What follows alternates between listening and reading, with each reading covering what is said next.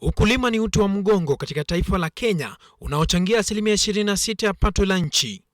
Asilimia kubwa ya watu kutoka vijijini hutegemea kilimo kama njia ya kujikimu kimaisha, ila kwa sasa ukulima umeanza kukumbwa na utata katika taifa hili.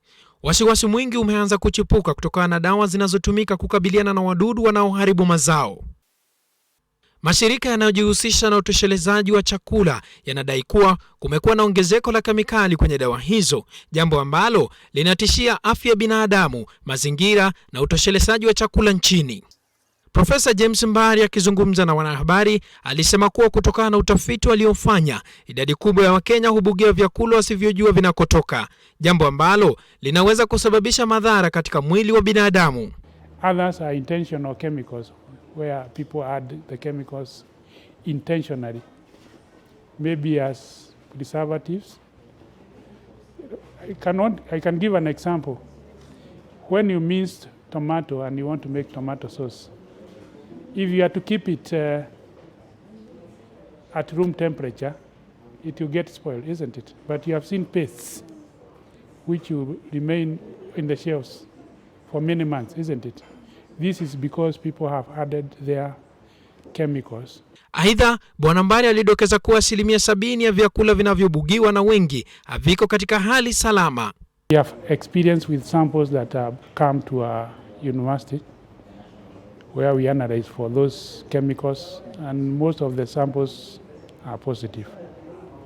Angalau 32% ya dawa za kuua wadudu ambazo kwa sasa zimesajiliwa na zinauzwa katika taifa la Kenya zimeondolewa katika soko la Ulaya kwa sababu ya madhara makubwa yanayoweza kutokea kwa afya ya binadamu na mazingira.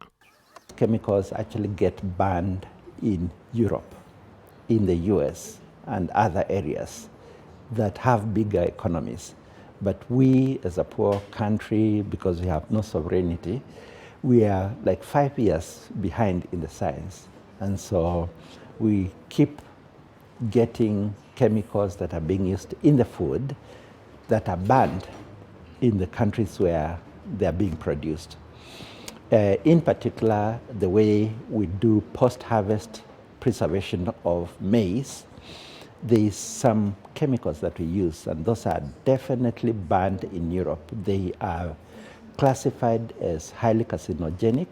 Kwa miaka 4 sasa, taifa la Kenya limeongeza mara 2 zaidi uagizaji wa dawa za kuua wadudu kutoka tani 6,400 mwaka 2015 hadi tani 15,600 mwaka 2018.